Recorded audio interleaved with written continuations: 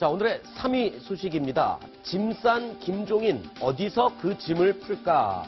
자, 오늘 탈당에 대해서 공식적으로 입장을 밝혔습니다. 날짜는 밝히지 않았지만 탈당을 결심했다라고 이야기를 했는데요.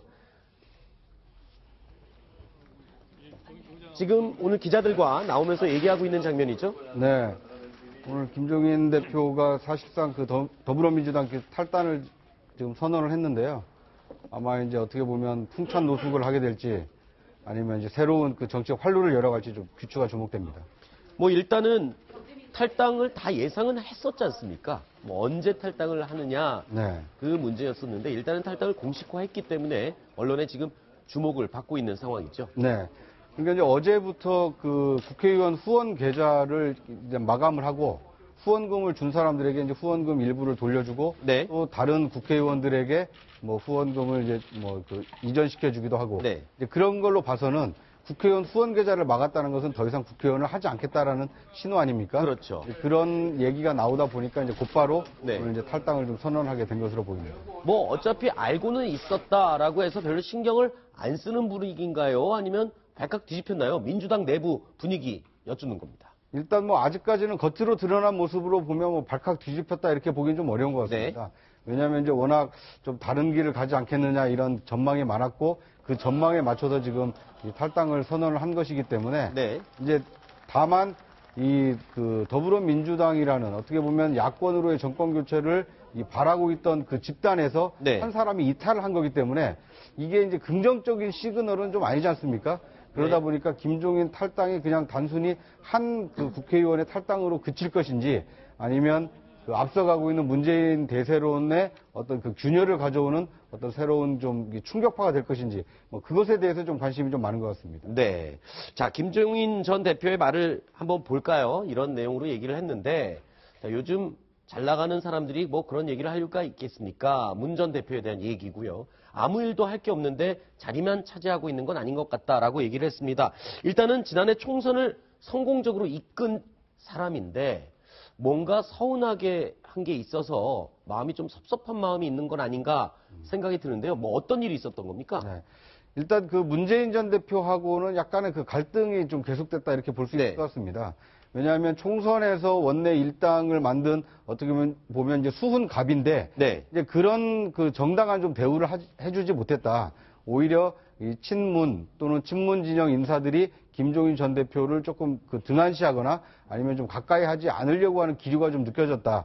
이제 그런 점에서 보면 당이 어려울 때는 당을 좀 살려달라고 손을 내밀어서 데려와 놓고 막상 당을 살려놓은 이후에는 좀 나몰라라 한 거 아니냐. 네. 그래서 인간적인 서운함이 있다는 것이 좀 첫 번째인 것 같고요. 두 번째는 김종인 전 대표가 생각하는 2017년 대선의 그 의미와 문재인 그 전 대표를 가까이에서 모시는 사람들의 그 의견이 좀 많이 대립이 됐다라고 합니다. 그러니까 문 전 대표 진영에서는 정권 교체가 곧 정이다라고 이제 생각을 하고 있는데 반해서 김종인 전 대표는 정권 교체보다도 정권 교체를 해서 어떻게 나라를 이끌어갈 것이냐. 네. 그런 것이 좀 더 중요하다. 네. 그러니까 본인이 그 더불어민주당에 들어왔을 때 비상대책위원회 대표를 맡지 않았습니까? 네. 마찬가지로 지금은 대통령 탄핵이라는 사상 초유의 이 상황이기 때문에 이 비상구국대책위원회가 필요한 시점 아니냐. 네. 그런데 그런 데는 관심을 기울이지 않고 어떻게 보면 집권에만 너무나 좀 집착하고 있는 거 아니냐. 네. 이런 점에서 문재인 그 진영과 약간의 그 갈등이 있었다고 합니다. 그렇군요. 지금 300명 국회의원들 중에서 그냥 배지 하나하나라고 다 똑같은 그 무게가 아닙니다. 김종인 대표 같은 경우에, 김종인 전 대표 같은 경우에는 물론 비례대표 2번으로 당선이 됐고 이번에 탈당을 하게 되면은 의원직 날아갑니다. 이제 그야말로 의원직 상실 상태에서 앞으로 활동을 하게 되는데 네. 사실은 민주당이 재작년까지만 해도 새누리당 지지율의 반토막이었거든요. 네. 그런 민주당을 지금의 민주당으로 만들어 놓은 사람이 문재인 대표냐? 아닙니다. 김종인 전 대표가 작년 4.13 총선 때 그만큼의 의석수를 확보했고 지금까지 오는데 어떻게 보면은 민주당의 외연 확장에 가장 큰 기여를 하고 우리나라의 어떤 대권 아니면 그 정치 지형을 가장 큰 그림을 그릴 수 있는 정치 지도자 300명 중에 아마 거의 뭐 탑3 중에 한 명이 꼽히는 사람이 김종인 전 대표가 아닐까 싶은데요. 네. 그렇기 때문에 저분이 갖고 있는 큰 그림, 대한민국 진짜 이대로 놔두면 안 되겠다 싶은 어떤 그 큰 그림이 있을 것이고요. 그거를 지금 민주당 안에서는 도저히 실현할 방법이 없다고 생각을 해서 결국 이번에 결심을 한 게 아닌가 싶습니다. 뭐 아무나 대답해 주셔도 되는데요. 김종인 전 대표가 본인의 몸값을 올리기 위해서 탈당을 언제 할지 좀 버텨왔다. 뭐 이렇게 분석하는 사람들도 있는데 적절한 시점이라고 보십니까? 어떻습니까? 몸값을 올리기 위한 거라기보다는 네. 김종인 전 대표가 스스로 한 말이 있습니다. 이번 탄핵 결정이 이제 곧 뭐 이번 주에 내려지느냐, 다음 주 초에 내려지느냐, 뭐 이런 시점인데요. 탄핵 결정이 어떻게 나느냐에 따라서 정치 지형이 확 바뀔 수가 있습니다. 만약에 인용이 될 경우에는 문재인 전 대표는 계속해서 그 대세론 같은 것들을 굳혀가면서 그 지금 있는 민주당 아마 문재인 그 친문 진영으로 더욱 더 집중이 될 것이고요. 그런 상황이기 때문에 이런 상황과 만약에 기각이 됐을 경우에는 탄핵이 기각됐을 경우에는 아마 보수 진영의 어떤 재결집 또는 반대로 진보 진영의 재결집 이런 것들이 있어요. 하여튼 정치 지형이 굉장히 크게 변할 겁니다. 이때 김종인 전 대표가 하고 싶은 게 있습니다. 지금 대통령제를 없애야 된다는 게 김종인 전 대표가 정치권에 다시 왔을 때부터 갖고 있었던 꿈입니다. 지금 이렇게 정치권이 굉장히 넓어지고 룸이 넓어지는 이 상황을 김 전 대표가 놓치지 않을 리가 없는 거죠. 네, 그렇기 때문에 지금 오늘 한국당 그 정우택 그 원내대표하고도요, 마치 교감을 나눈 듯한 얘기가 됐습니다. 탈당 얘기 들으셨습니까? 그러면 얼마든지 개헌에 대해서 얘기할 수 있고 우리 당에선 대환영이다 이런 얘기 같은 것들을 했습니다. 알겠습니다. 자, 김종인 전 대표의 이 지금까지 걸어왔던 이야기들을 저희가 영상으로 한번 꾸며봤는데요. 함께 보시고 이야기 이어가겠습니다.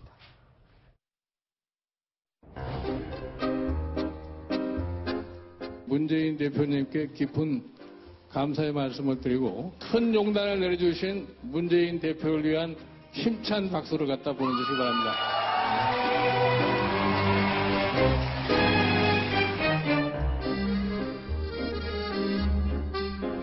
운동권을 어떻게 처리할 것이냐. 정당이라고 하는 것이 이데올로기에 사로잡혀가지고 그런 식의 정당의 운영은 나는 안 된다고 생각하는 사람이기 때문에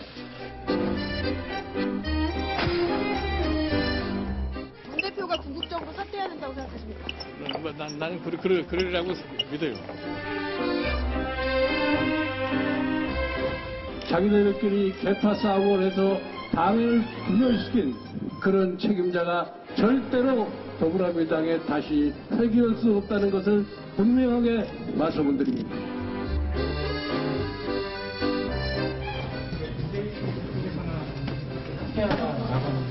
지금 잘 나가는 사람들이 뭐 이렇게 그런 얘기 할 이유가 있겠지? 어떤 자리라는 게 일을 하기 위해서 필요한 건데 아무 일도 할 데 없으면은 자리를 차지하고 있다는 자체가 그게 없다고 얘기하면 보고 있는 게 더 답답하지.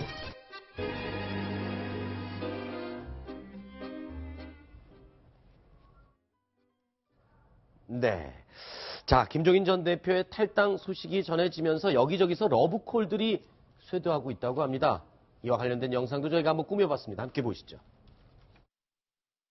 일단 두 개 저수지에 구멍은 뚫린 것 같은데 우리 국민의당 입장으로서 우리가 플랫폼 정당이기 때문에 우리 당으로 오셔서 함께 정권 교체를 들고 나가자 하는 생각을 했습니다만 그분이 그리는 그림은 좀 다른 그림인 것 같다. 김종인 전 대표가 자유한국당과의 연대라든지 연입이라든지 이런 가능성을 저는 대단히 높다고 보고 있습니다. 밀접한 관계에 있다 이렇게 말씀드립니다. 접촉이 있었다는 거, 또 있을 거라는 거를 말씀드립니다.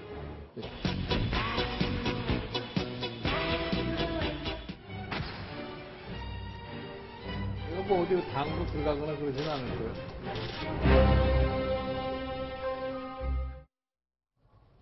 자, 각 당들에서는 들어오라고 러브콜을 보내는데 본인은 당 같은 데 들어가거나 그러진 않을 거다라고 얘기를 했습니다. 자, 그러면 김종인 전 대표의 선택은 어떤 선택이 남아있을까요? 우리 네 분의 생각을 들어보도록 하겠습니다. 심정숙 차장의 생각 먼저 들어보겠습니다. 조금 전에 말씀을 드린 것 같은데 어쨌든 정치 지형이 굉장히 격변하는 시기입니다. 김종인 전 대표가 정치에 다시 왔을 때, 저 노구를 이끌고 다시 왔을 때 가장 크게 얘기했던 게 두 가지가 있는데, 경제민주화, 그리고 제왕적 대통령제를 폐지하는 개헌을 꼭 해야 된다. 이 두 가지를 실현하려고 하는 것 같거든요. 네. 때문에 대통령 다시 한 4년 하려고, 5년 하려고 하는 사람보다는 개헌을 통해서 정치 지형을 바꾸고 하는 사람들, 바른정당이 될 수도 있고요, 국민의당이 될 수 있고, 한국당이 될 수도 있습니다. 그런 사람들과 손잡을 것이라고 저는 감히 예측해 봅니다. 그렇군요. 자, 그러면 다음은 구자웅 차장의 생각은요? 네.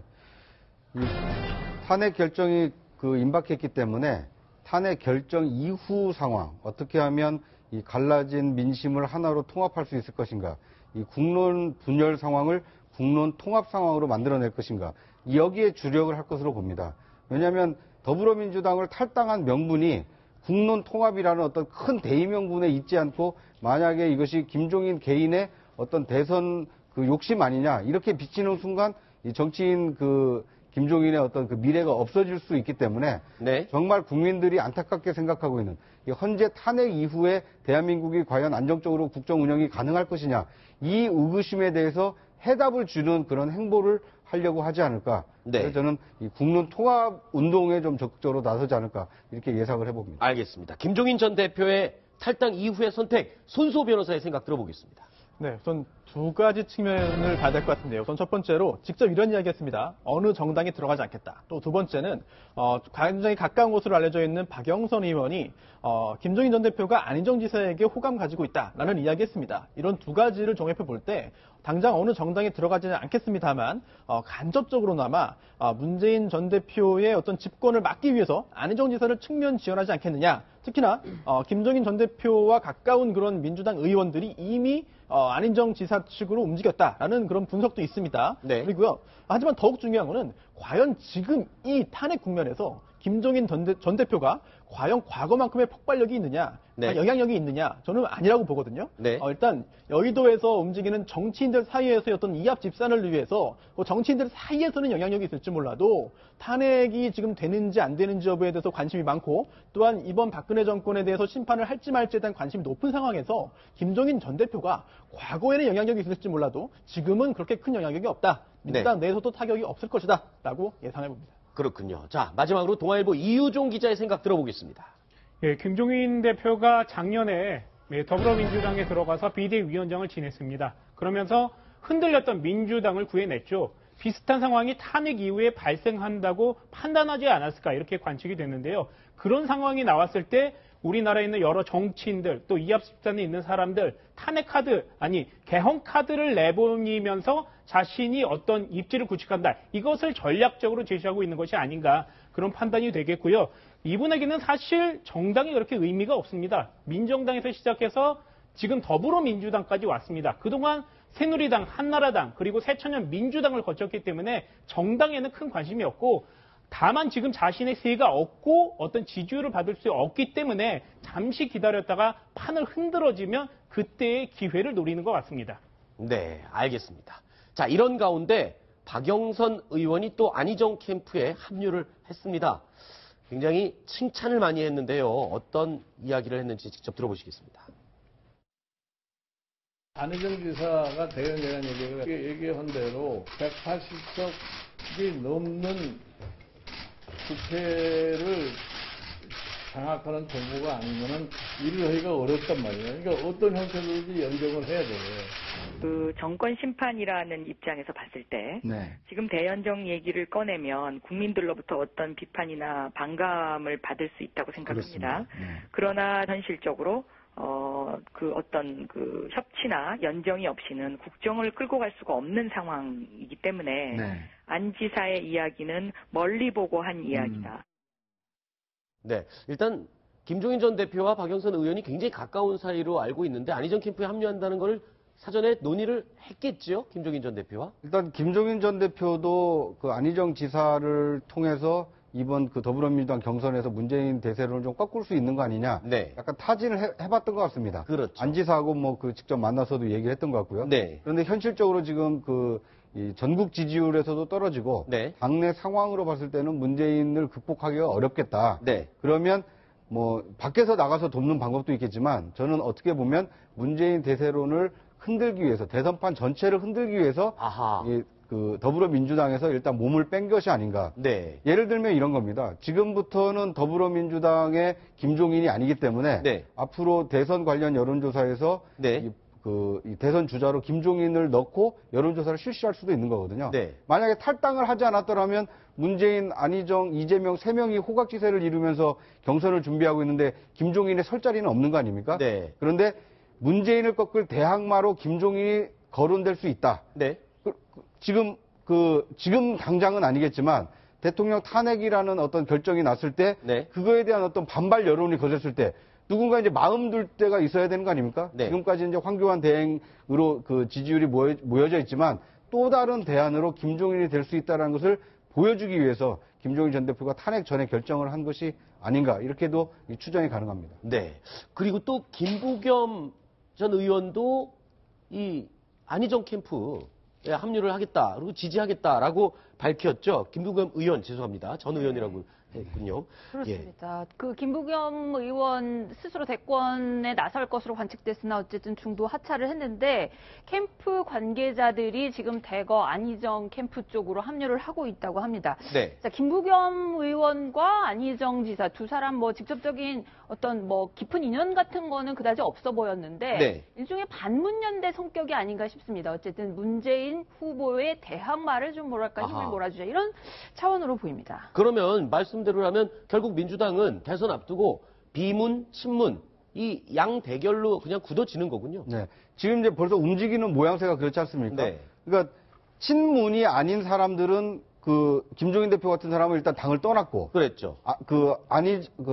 박영선 의원이나 김부겸 의원 같은 경우에는 안희정 지사로 지금 지지가 돌아섰거든요. 네. 그러니까 이제 결국 탄핵이 끝나고 나면 어쨌든 더불어민주당은 그 대선 후보를 선출하기 위한 경선에 들어갈 텐데 네. 그 경선 지형이 네. 문재인으로 문재인으로 갈 것이냐 아니면 문재인이 아닌 사람으로 갈 것이냐 네. 이거에 대한 어떤 이제 선택의 기로에서 이제 선택을 좀 시작했다. 네. 이렇게 볼 수 있을 것 같습니다. 그렇군요. 자, 요즘 지지율 하락으로 조금 골치 아플 것 같은 안희정 지사 강연회에서요. 오늘 아주 자신감 있는 이야기를 했습니다. 이 내용 함께 들어보시겠습니다. 구여만 역전 홈런. 네, 그건 저한테 있을 거라고 생각합니다. 페이스메이커는 절대 아니다 이 말씀이죠. 예, 그렇게 되면은 이제 원래 페이스메이커는 원래 주인공 앞에 서서 이렇게 가다가 마지막 결승전은 뒤에 있던 사람이 간다는 것이 페이스메이커이기 때문에 현재 구조상으로 보면 페이스메이커는 문재인입니다. 자, 다음 순위 내용 확인해 보시겠습니다.